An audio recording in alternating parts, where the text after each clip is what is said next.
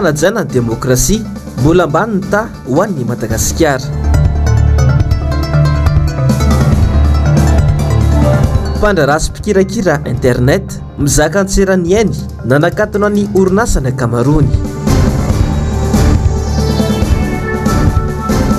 Filomary Karavalimanana atahorany fanjakana mafy mihitsy hoy ny antoko CRN. Talata 12 febroary 2024 fankafaliana sy ampitiavana indray sy tompoko lahy sy tompoko vavy no tsy diako ny tokantranonao amin'ity hariva ity. Tonga soa indray ianao atao anatin'ny fampirahalam-baovao ny fahitalavitry ny MPS ako manasanao ampanajana sy ampitiavana ny tenako anaraka ny vaovao hatramin'ny farany. Vaovao ny toetry ny andro avy hatrany tany Soanarany Vongo ny ivon'ilay rivo-doza Domako ny atoandro teo tokony tamin'ny 3 ora tany hoany. Maro sady ireo takaitra noentin'ity rivo-doza ity tany amin'ny faritra izay nandalovany tao amin'ny Sainte Marie Ando Miaratina sy Tokira Marla. Niditra an-tanety tamin'ny mitato vovonana teo ilay rivo-doza Domako ary nipaka tao Soanarany Vongo tamin'ny 3 ora teo izy. 570 km isan'ora ny rivotra miaraka aminy, arahina tao fiotra 100 km isan'ora. Mikisaka miakandrefana somary avaratra andrefana izy ka mafaka 540 km isan'ora. Mbola hitoy ikija ny orana ho an'ny faritra Nalanjorofo izay manodidina ny 100 mm ary hitatra amin'ny ilana tsinana ny Sofia sy Alaotra izany raha ny fampitamba-baovao teo anivon'ny sampana mpamantatra ny mety ho toetry ny andro. Miova toy izao ny filazana loza. Loza mitatao miloko mena Analanjorofo, loza manambana miloko mavo Andapa, Antala, Toamasina voalohany sy faharoa, Bealalana, Befandriana Varatra, Mandritsara, Andilamena, Amparafaravola, Ambatondrazaka ary Brickaville. Foana kosa ny filazana loza voarainy ireto faritra sy distrika manaraka ireto: Diana, Voemara, Sambava. Manoloan'izany dia maro sady ireo takaitra noentiny ity rivo-doza ity tamin'ireo toerana nandalovany. Tao Sainte Marie, maro ireo toerana dibi-drano, trano sy hazo ny anjera vokatry ny rivotra sy ny orany kija nanomboka ny maraina teo. No manana andraisana fianakaviana mety hotrabona avokoa ireo EPP amin'ny fokotany 17 tany an-toerana, ka miankina amin'ny isanimponina ny efitrano nomanina raha ny vaovao avy any an-toerana. Fepetra maro no noraisina toy ny fanapahana ny herinaratra Indrirama amin'ny tapany atsimo sy avaratra. Tapaka vonjomaika ny fifamoivoizana an-dranomasina ao amin'ny faritra Analanjorofo no ny fidirany rivo-doza Domako izay. Efa nato nanomboka omaly ny sambo mampitoy ny Soanarany Vongo sy Sainte Marie, nafatotra avokoa ny baka rehetra. No tapahana vonjomaika ihany koa ny fifamoivoizana amin'ny lalam-pirenena fahadimy mampitoy ny Soanarany Vongo sy Maroantsetra. Vinavinaina andodina ny 7 alina no andro ny trabona ny faritra andalovany rivo-doza Domako araka ny fanadiadiana ny mombamomba ny toetany an-toerana raha ny fanazavana nataony teo nivon'ny BRGRC ny atoandro teo. Ao Mampikony sy Maroantsetra no mety anahirana ny fandritrana rano noho ny fitoviany tantana amin'ny fanajariana voajanahary any an-toerana. Ny mpampiasa ranomasina eo anelanelan'ny Brickaville sy Sambava dia entanina trany mba tsy hiandrika satria mikorotana tanteraka ny toetry ny andro. Lafim-baovao afantanteraka indray mbola ambany dia ambany ny tany fampandalana demokrasia eto Madagasikara indrindra fa amin'izao vanim-potoana efa manakaiky ny fifidianana izao izay tsy fandalana demokrasia izay nefa dia mifandray betsaka amin'ny fisian'ny kolikoly eo amin'ny firenena iray. Nanao ny fanadihadiana momba izay androany Onjalalaina Ranavimanana sy Tahirinena.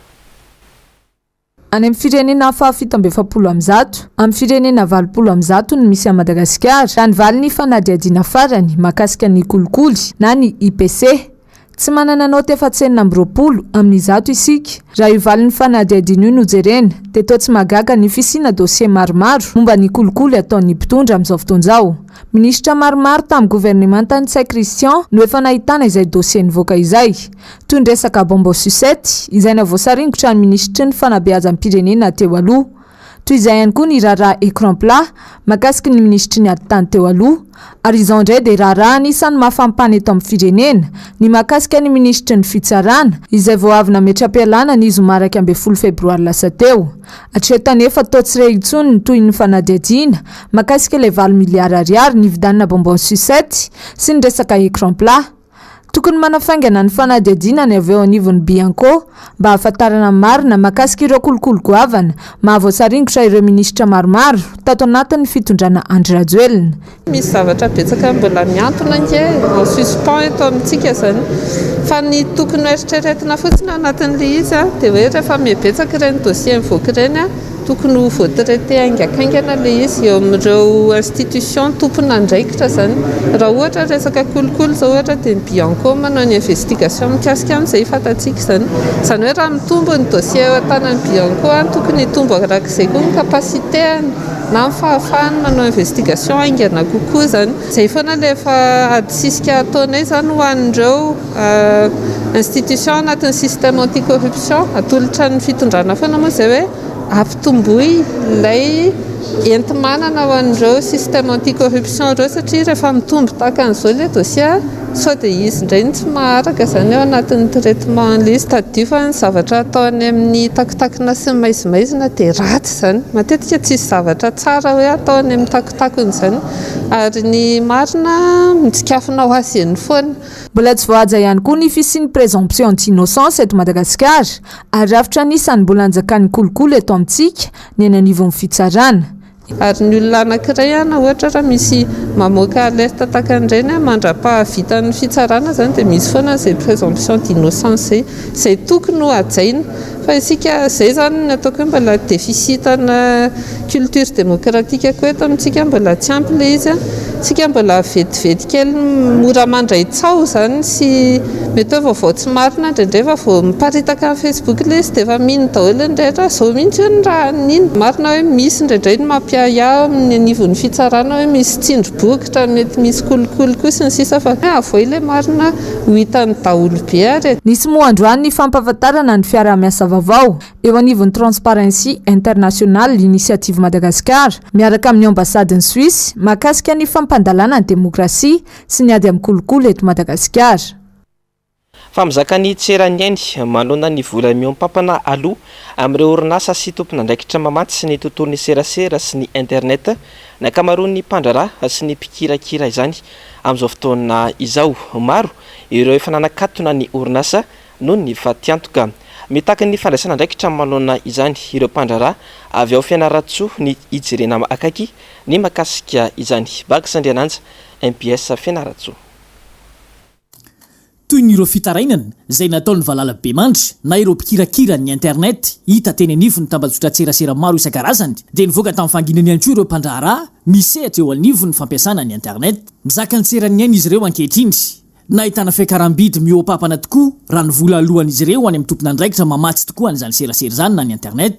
Vokany efa maro ireo mpandraharaha misehatra amin'ity CRT nanakatona ny orinasa kely izay nananany sy nampiasaina hatramin'izay. Misy ihany koa nefa ireo izay mbola mijanona sy mampiasa hatramin'izao nefa dia mizaka ny tserany ainy. Manoloana an'izany dia nisy ny fihaonana tamin'ny mpanao gazety ka nahatonga azy ireo hanao fanambarana toy izao manaraka izao. Izay mpampiasa etapaka fa tsy manaiky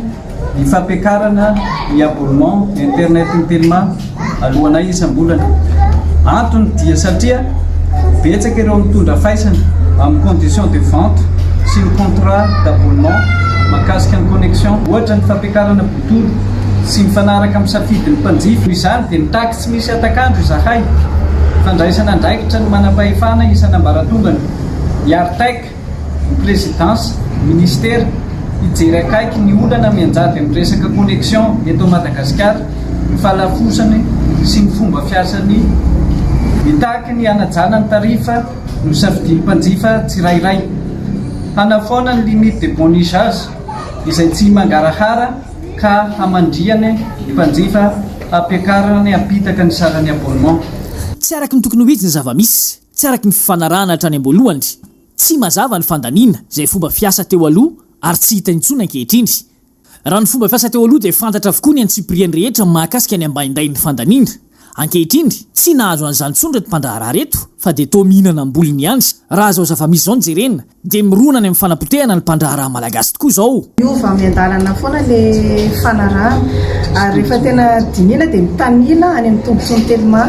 ilay izany hoe ilay zosy andraikitra zany dia any amin'ny zareo tena mitanila ilay izy fa izay mpanjifa tsy manana zo firy amin'ilay fanarahana. famitaraina kosa ireo vatany sy mpisolo vava ao Tomasina amin'izao fotoana izao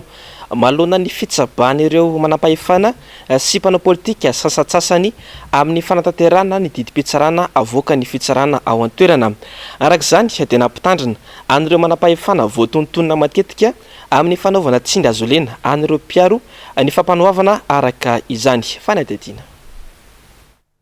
Velotaraina manoloana ny fitsabany manam-pahefana sy ny mpanao politika sasatsasany amin'ny fanatanterana ny didim-pitsarana navoaka ny fitsarana ao Toamasina ireo vaditany sy ny mpisolo vava ao an-toerana.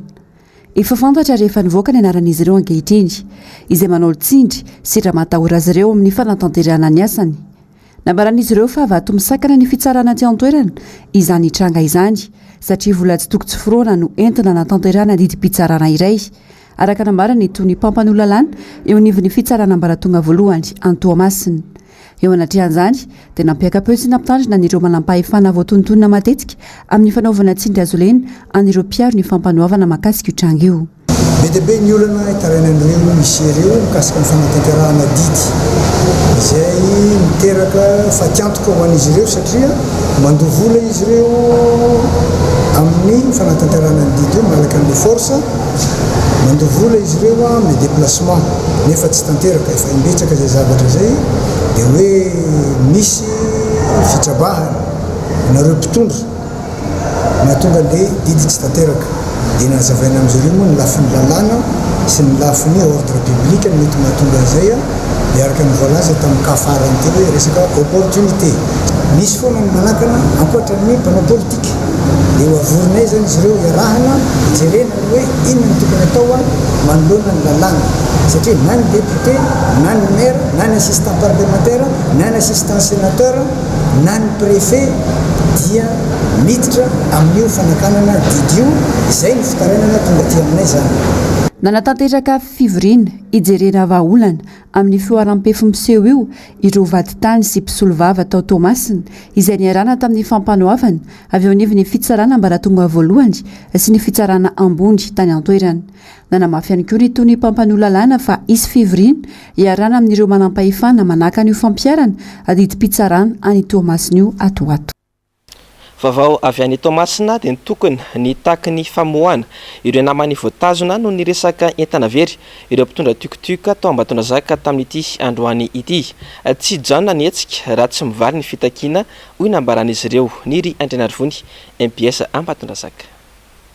Nanatanteraka sy tinina nanoloana ny fitsarana ambaratonga voalohany eto Ambatondrazaka androany ireo mpamily tukutuka eto anivon'ity renivohitry ny faritra Rotsamangoro ity. Antony fitakina ny famoahana ny naman'izy ireo izay nahiditra ponja Vonjimaika omaly ariva noho ny resaka entana very tamina tukutuk iray. Fantatra fa mpandeha niala tamina fiara fitateram-bahoaka Voamaraina ka naterina tukutuk tamina toerana ivantanany ao avaratrova avaratra ity nilaza fa nanadin'ny entana tamina tukutuk ity ka nitory ilay mpamily. Nambarany reto mpamily tukutuk ireto fatandrevaky ny mpandeha izy ireo dia lasa ny mpamily iray no voasazy. Ny antony virena eto moa fa mazava tsara fa ny namanay dia voahidy any amin'ny fonja ka noho zany nisy entana dino tao anaty bajajanay tao anatin'ny bajajan'ny namanay io ka raha fantatry le olona ve fa sarobidy le entana ao anatin'ilay bajaja dia manino izy no manao tandrevaka manao kinana ka rehefa very ve le entana dia lazaina hoe fa zay bajaja no mangalatra ny zavatra entanao sarobidy zay ihany ngamba ny resaka zay ho tiako azavaina tompy. Voalohany indrindra ngamba soferana bajaja ny manatrika anareo eto dia ny antony anaovana izao hetsika izao zany nisy namanay soferana bajaja zany dia nilazaina fa nisy entana dino tao amin'le bajaja zany dia nisy entana dino hony vehivavy telo zany izy ireo dia napetraka tao aoriana le entana dia niala zareo dia hoe adino ny le entana dia lazaina fa dossier saripady dia nisy vola 4 millions tao anatin'ny dossier adino tao io ka zay tompoko ny antony ivoriana izany ka mitaky an'io nama famoanany namana izy amin'izao fotoana zao. nanambara moa izy ireo fa dia itoy ny hetsika raha sanaty ka tsy mamaly izao fangatana izy ireo izao ny eo anivony fitsarana. Ny lafomba voan'ny fahasalamana dia olona misy saraka amby 20 ao anatin'ny arivo no voan'ny andro be eto Madagasikara, izany hoe manodidina ny 200 ny mponina raha nitatitra azo nandritra ny fankalazana ny andro iraisam-pirenena ho an'ny andro be tamin'ny andron'ny omaly. Aretin'ny atodo miseho amin'ny alalan'ny fanitona miverimberina ny andro be ary izay misy karazany maro ny fisehony ka mety ahazo ny olona rehetra. Tsy mamindra nefa ny andro be, tsy manaranaka ary azo tsaboina tsara. Tsara moa ny manamarika fa isaky ny alatsinainy faharoa ao anatin'ny volana febroary no andro iraisam-pirenena ho an'ny andro be. Aloha hevitra tamin'ity taona ity ny hoe andao hiara-entana hiady amin'ny andro be fepetra takina ho fanatsarana ny fahasalaman'ny vahoaka. Fa tsy misy tsy mitaraina vokatry ny amafin'ny fiainana sy ny fitangan'ny vidin'entana ilaina amin'ny andavanandro ireo mponina manerana an'ny Madagasikara. Anisan'ny miaina izany ireo tokantrano ao anatin'ny commune Nambalavao district Antananarivo Atsimondrano. Manao antsoavo amin'ny mpitondra fanjakana izy ireo noho izany hijery akaiky ny olana sedrainy vahoaka madinika. Mialy ranombana Setoky Ramarla. Olana iraisam-ponina amin'ny andavanandro ny fidangan'ny vidim-piainana indrindra fa ny vidim-bary. Raha mbola latsaka ny 2 arivo ariary izany teo aloha, efa jifaina amin'ny vidiny manodidina ny 504 arivo ariary ny kilao amin'izao fotoana izao. Etsakilany anefa, tsy misy nitolotrasa avy amin'ny fitondram-panjakana izay nambaran'ireo mponina fa tompona andraikitra voalohany amin'ny famahana ny olan'ny vahoaka. Voatery mampiana ny kapoaka arotsaka noho izany isa-tokantrano ary zary lasa misakafo tapa-kibo mihitsy vokatry ny tsy fahampiany eo ampelantanana. Tsy niresaka asa sy ny sakafo ihany no olana ho an'ny mponina ao amin'ny commune Nambalavao district Atsimondrano fa mbola olana hafa sedrain'izy ireo ihany koa ny tsy fananana fahafahana ho any amin'ny toeram-pitsaboana raha toto tsy fahasalamana. Vidim-piainana aloha zao tena miakatra dia mahatsiaro sahirana aty ambanivohitra. Tena ny ankizy mianatra raha izany memena ny goûter sy ny sakafony. Tena hitanay midangana zao dia foto-tsakafo malagasy amin'ny vary. Voalohany fahadiovana koa amin'ny savony. CSPD zany mahafinaritra hatreto fa fotsiny hoe mila sarany kely dia izay ny sahirana amin'ilay sarany kely. Midankana foana zany mividy kanina ity aminay amin'izao. Indraindray misy karama, indraindray tsisy karama dia eo zany tena orana aminay. Sasa lamba, miava vary, mamboly amin'ilay orana miatoato dia tsy mety tsy mana-karama ny olona fa rehefa dia tsy mba dia ilay masom-boly aby lena. Indraindray ny olona misy vola, indraindray ny olona tsisy vola dia tsy afaka mampanasa. Maintsoatra zao ty aminay amin'izao. Dia tokony mba asiana averina indray katinina skolaira nataon'ny fanjakana. Ty zany no tena manahirana ny ray aman-dreny ny olana ty zany ny olona ty tsy dia misy asa raikitra fa mitsipotsipona manao asa journée zany nataon'ny akabetsahan'ny olona rehetrarehetra. Dia izay zany mba angatahana amin'ny fitondram-panjakana fa tsy le ao Antananarivo renivohitra hoe marina fa samy taboina amin'ny fiainany daholo ny olona rehetra.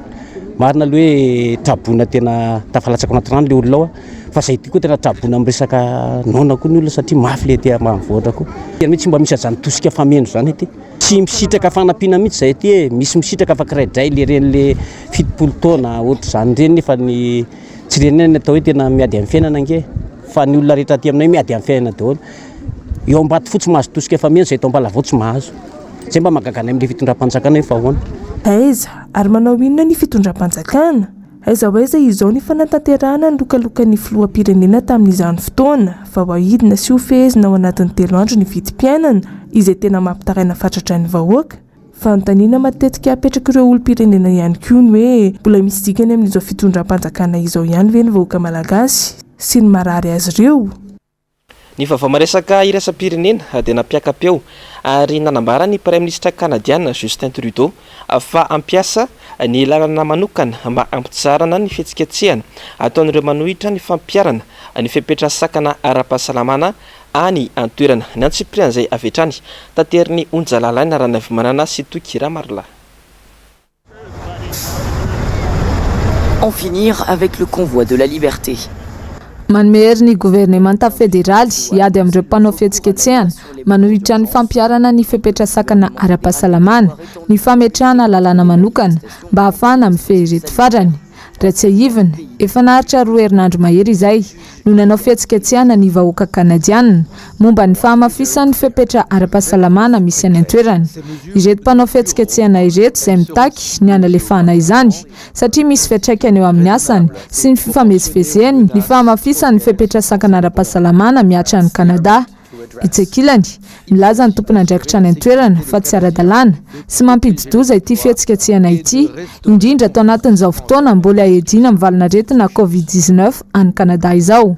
Manoloana ny zava-misy any an-toerana ary tena namafy ny Prime Ministre kanadiana Justin Trudeau fa ampiasa lalàna manokana ampitsaharana ireo mpanao fihetsiketsehana ireo. Misokatra indray moa ny tetezana mampitohy any Kanada amin'ny Etats-Unis rehefa nosakana ny mpitondra kamion nandritry ny 9 andro. Sakana izay nanakorotana be ny famatsiana sakafo sy ny kojakoja ny fiara any amin'ireo firenena rotota.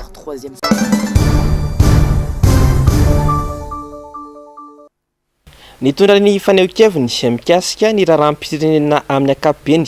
fa indrindra ny ady an-trano ao anatin'ny fitondrana Andry Rajoelina amin'izao fotoana izao ny avy eo anivon'ny antoko politika CRN na sy ny resaka ihany koa ny mikasika ny dian'ny filoha Marc Ravalomanana any Mananjary. Njavan-dre Mahefa sy Andry Rakotomalala. Tsy zakan'ity fitondrana Rajoelina ity mihitsy ny mahita ny filoha Marc Ravalomanana sy ny mpiaradia aminy miresaka sy mitafa amin'ny vahoaky ny fotony eny. Izak'izay mandeha sy mivoaka ny trano fonenany ny filoha Marc Ravalomanana dia atao andromaso na ihany koa anaovana raha matahora. Hita taratra izany nandritra ireny fidinana ifotony nataony ny filoha Marc Ravalomanana hatramin'izay ireny. Na hatrany am-piangonana izany na mandeha miantsena. Ny mahagaga aza dia mbola misy ihany ny minimana korotana sy tsy faly amin'ny zavatra ataony ny filoha Marc Ravalomanana sy ny mpiaradia aminy. Na dia efa hita izao aza fa fanampiana ireo olona trabona sy ny mpiarabelona no atao. Toy ny zava-nitranga tany Mananjary nandritra ny fanadiovana sy ny fanampiana ireo trabona vokatry ny rivo-doza tany an-toerana. Izay fantatra fa ny tompona ndraiky mpanjakana atao Mananjary mihitsy no minimaniraka sy mandeha fandihan'olona hanakorotana io hetsika ara-sosialy ataony antokotiko Madagasikara io. Fa oka retsika vaokany Mananjary mba tsy aka modely ratsy ka okaramain'olo amina vola na 75 io na 75,000 francs fa izay ny hainao ty moa zany oka koa tsika autoritaire local manomboka hatrao amin'ny gouverneur miaratsika andreo mato gouverneur satria ianao misolo tegna ny filohan'ny republika mivantana ao de mba oka re satria olon'ny fihavanana asika olon'ny fihavanana asika ka tsy tsara gn'olo mandeha tonga andeha agnampy anao any koa no ataonao fiesika zavatra ohatran'ireny oka sika vahoaka tsy manaiky ampediny ny autorité locale amin'ny sika sampiavany fa tsy mety regny. I président Marc Ravalomanana olona zay ma-présidana zay fa olona nitondra sika teto ka aminay dia manameloka an'ireny fietsika regny izahay satria président ny république igny managna statut manokana igny azony atao tsara zany mandeha gauche à droite magnerana ny Madagasikara mijery ny fahorim-bahoaka ary afaka manao tatitra amin'ireo hoe vondrombe iraisam-pirenenareo izy. Ankoatra izay nitondra ny fanehoan-keviny mahakasika ny ady an-trano ao anatin'ny fitondrana ankehitriny ihany koa ity mpanao politika ity. Nambarany fa tsy mahagaga intsony ny zava-misy satria efa hatramin'izay no fantatra fa tsy niomana hitondra firenena mihitsy ny fitondrana Rajoelina. Zavatra tsy mahagaga anay regny zay no mahatonga anay CRN foana hoe fahefanana laina tsapaha-marinana na izy samby izy ara niarany organisen'izay tao sy misy savritaka io resy mahagaga fa ny olo-kafagny mahagaga an'io fa mampanao politika ny tena ary efa napitan'io foana hoe fahefana io hoe nalaigny avy amina resaka doublon président mila stabilité anao dia lazainy zareo mako rehefa miteny an'io foana zany avy aty amin'ny fanoherana dia mitady seza ny seza moa ve ho averimberika foana zany sisy mpanao politika ka tsy tahitaingina eo ambony seza zany fa raha seza mahamay ohatran'io hitasika io problème be. Namafisy ny antoko CRN trany fa tsy misy afa-tsy ny fikaonan-dom-pirenena ihany no ahafahana manala ny Madagasikara anatin'izao krizy lalina izao. Tolo-kevitra izay fanambarany ny filoha Marc Ravalomanana alohan'ny hirosoana amin'ny fifidianana ao amin'ny taona 2024. Manao tsipaky ny mialaina dia lasa mifanimba antoerana sisa ny mpikambana sy ny mpanona ny fitondrana tatoato tonga hatrany amin'ny tambajotra-tserasera ny famoahana ireny karazana dossier afa-tsy voafehy ao anatin'ny intsony avitra Sondrabe. Mateo Prince. Efa verevitra tanteraka amin'ny zavatra ataony ny eo amin'ny fitondrana ka lasa mamoaka dossier sy miady an-trano ankehitriny. Misavorovoro tanteraka ny fiainam-pirenena satria lasa lany andro mifanipy hoditra akondro ny mpanohana ny fitondrana raha ny mpanohitra foana teo aloha no nenjehina manomboka samy manana ny fijeriny ihany koa amin'ny fitantanana ny firenena izy ireo tsy vitan'ny filoha intsony ny mandamina ny ao an-dapa na tiana na tsy tiana dia izay ny zavatra misy amin'izao fotoana izao miady an-trano ny samy volomboasary le zavatra misy tsy ny avy any amin'ny fanoherana mihitsiny no atao hoe manao izay ampizolozonana ny fitondrana ankehitriny fa samy ao anatiny ao ihany no mifamely am-pitoerana zay zany ny zavatra hita inona ny antony mahatonga an'izay dia izao ny filoham-pirenena aloha zany dia tsoriko hoe tsy manana azon-damosina ny filoham-pirenena ozy izy ny député rosy hoe nareo ao amin'ny fitondranao tandremo fa misy maka otage ny filoha fa iza moa ny filoha no anaika atao otage kosa amiko zany aloha dia tsy fananana azon-damosina zany zavatra zany efa tsisy atenaina aloha izy amin'izao fotoana izao manoloana ny reto le tsy fahombiazana fa vomaika tena tsisy atenaina manoloana ny reto ataontsika hoe olona kaiky azy satria tsy maintsy olona kaiky azy ihany ane matoa mahasamaka otage azy azo heverina fa mifampiandrika androtohana ireo mpikamana ao amin'ny fitondrana manoloana ny zava-misy amin'izao matahotra ny hibridana ka izay tsy mitovy fijery dia amoahana dossier avokoa raha miresaka ny ao anaty gouvernement hoe fitiavan-tanindrazana sy ny sisa dia lainga be zany zavatra zany satria raha olona tena tia tanindrazana aloha voalohany indrindra mametraka mangarahara fa ny zavatra misy intérêt personnel no arovana dia io intérêt personnel io mahatonga an'izao zavatra rehetrarehetra hoe sao de avoakany ihany na ny dossierako sao de misy an'izao ary efa zay koa raha ny tenen'le député hoe misy malaza mbamoaka dossier ato zany hoe ao anatin'io fitondrano io zany dia misy olona manana dossier be dehibe anisy samizy eo ihany dia zay le maha-intouchable azy zany hoe raha mikitikitika anazy eo ianao zany dia avoaka ny dossier anao zany ve ny zavatra misy eto amin'ity tension fireneny ity nefa ny vahoaka mahantra tsy manana ny andry ijoroany intsony ny fitondrana efa misavorovoro tsy mandeha amin'izay izy intsony ny fitantanana ny firenena ny vahoaka ny tompon'ny teny farany mikasika ny fitondrana izay efa tsy manana ny maha izy azy intsony amin'izao fotoana dia tsy mahagaga raha rapitso mety zavatra iseho sy ivoaka tampoka tsy ampozina avy amin'ireo vahoaka izay tompony fahefana satria ny vahoaka no maso mandidy dikan'izay rehefa tonga ny fotoana hiteny ny vahoaka hoe ampy zay oaka zay leo be zay amin'ity zavatra mitrangotia dia ho hitantsika eo ny toyany fa raha zao zavatra zao aloha dia tena kely ny finoka raha za manokana ny amin'ny mbola hoe isinny mbola avy-tamin'ny fitondrana hoe anatsara ny endriny satria efa tsy ny zavatra misy tsomy zany zao zany hoe ny tsy fahafehezana ny raha-pirena amin'ny akapobeany zany zao ny olana ao anazy fa tena olana goavana koa ny fifehezana ny olona manodidina marina naran'olona ao amin'ny fitondrana mivoaka any amin'ny tambazotra tserasera amin'izao fotoana izao mikasika indrindra ny resaka raha mafana maro samihafa mitady hevitra anenjehana sy anasoketana ny mpanohitra indray no mahamainy fitondram-panjakana anefa ny ao anatiny tsy misy filaminana akory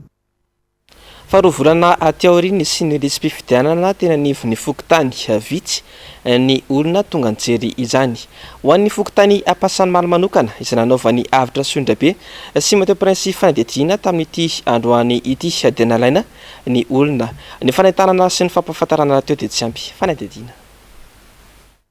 androany no andro voatondro anaterina lisy-pifidianana na sy mpanavaozana iny anivony seny raha ny fahadimy ny volana desambra 2024 lasa teo no nisokatra ho an'ny rehetra ny fanamarinana ny anarana tao anatin'ity lisitra ity ambany ny fampahafantarana ny olona mikasika ny fisian'ny lisy-pifidianana teny anivon'ny fokotany ao ireo tsy nahalala mihitsy eo ihany koa ny tsy nahatratra izany intsony ny zanako nefa tao fa za tsy nakao dia hoe mbola tsisy lisitra tonga ao zany ny any ve mbola tsy nahavita an'ilay izy sa hoe ny etiketa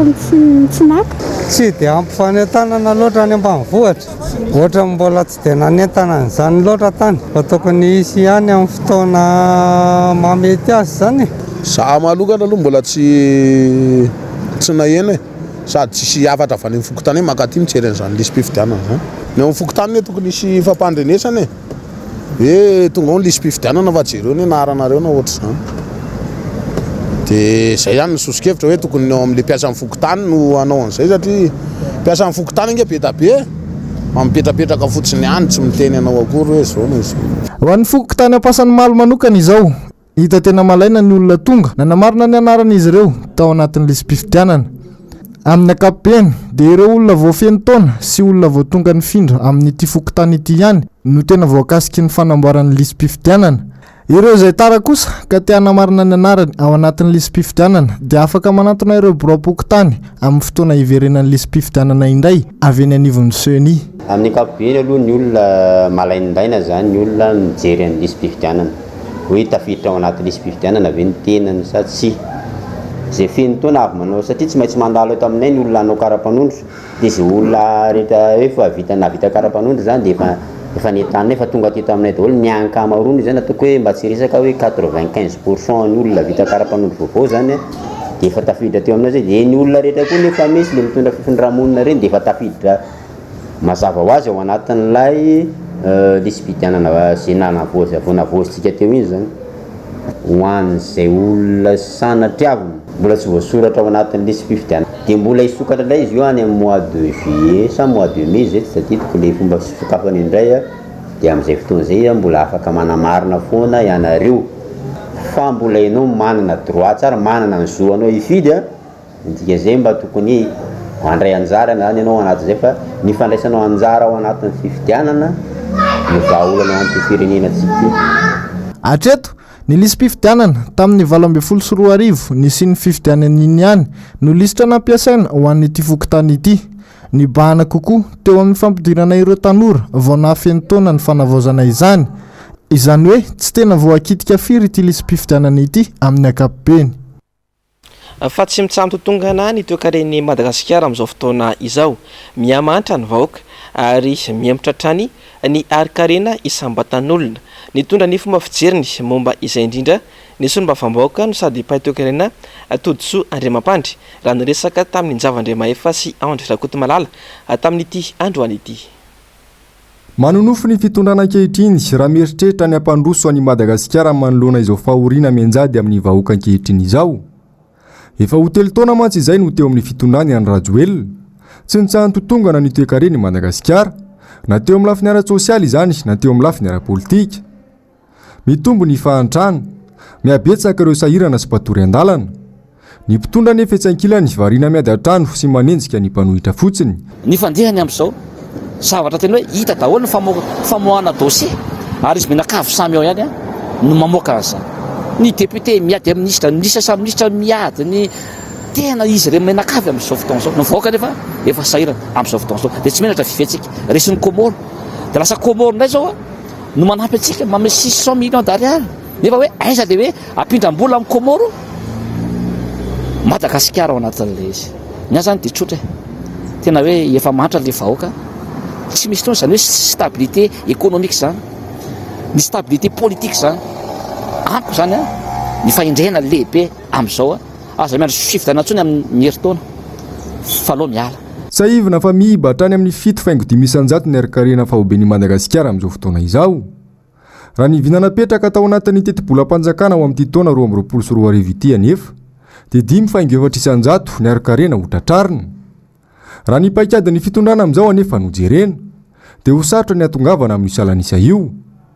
Ny vahiny no mahazo vana amin'ny fanafarana entana ataon'ny mpitondra.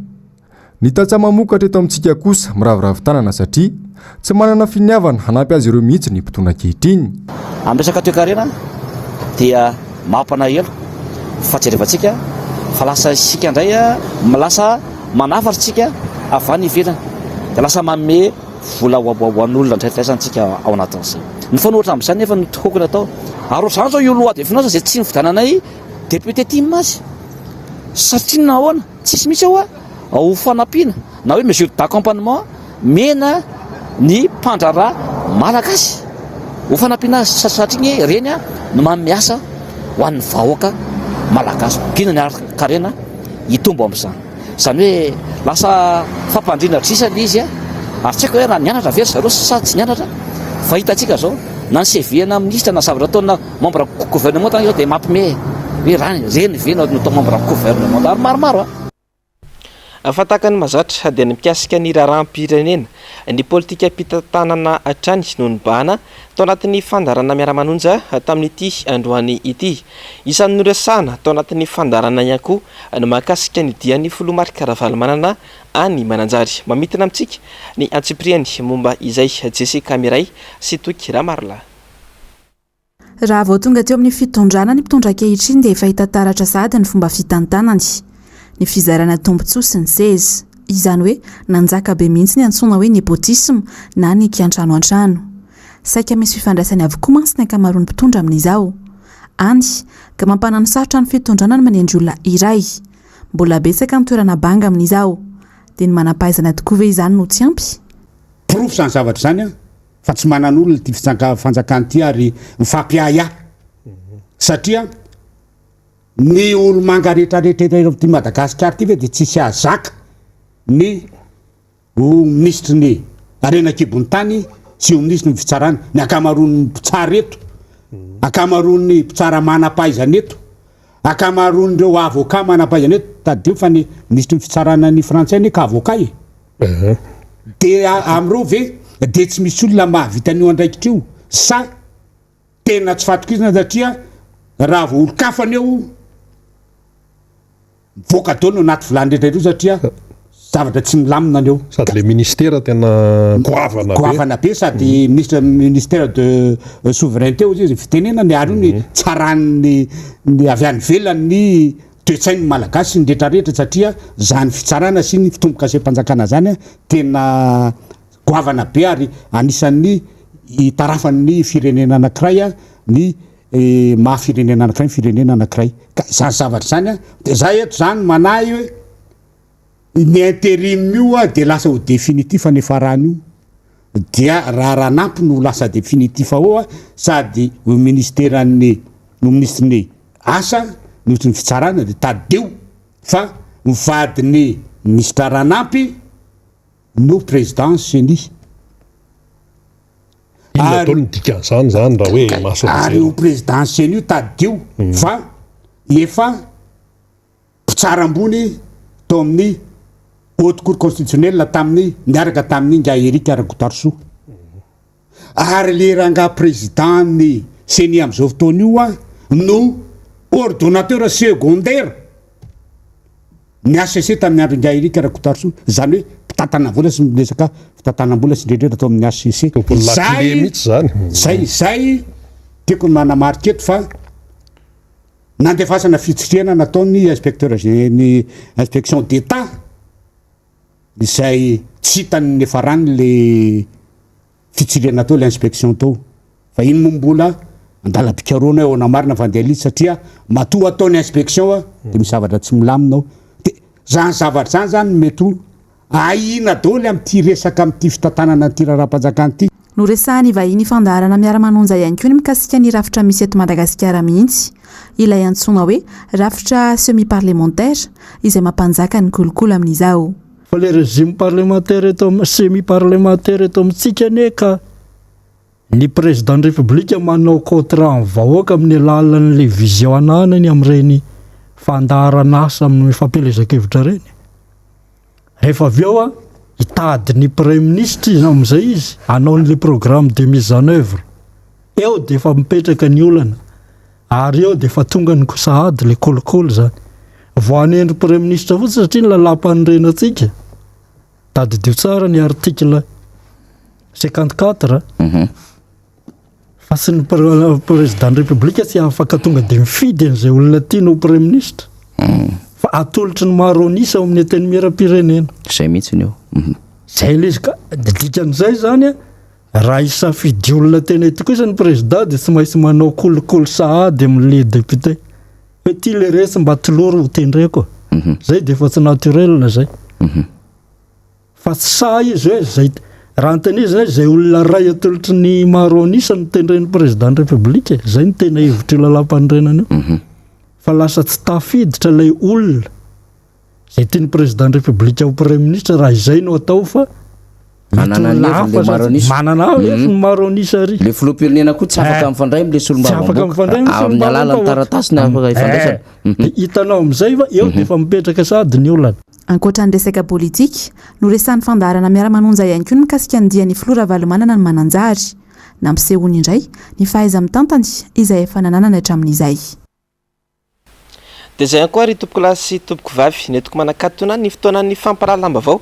tamin'ity androany ity esoraka ianao nanaraka izany hatramin'ny farany ny fandarana global news avy hatrany no arainao aoran'izao famparahalamba-bao izao aoran'izay kosa no anarainao ny oronan-tsara iray miseho mitondra ny lohateny hoe la joueuse de poker ny sampana famparahalamba-bao dia misotranao nanaraka ny vaovao hatramin'ny farany ary mey fotoananao ho amin'ny rampitso indray tompoko lahy sy tompoko vavy venao matompoko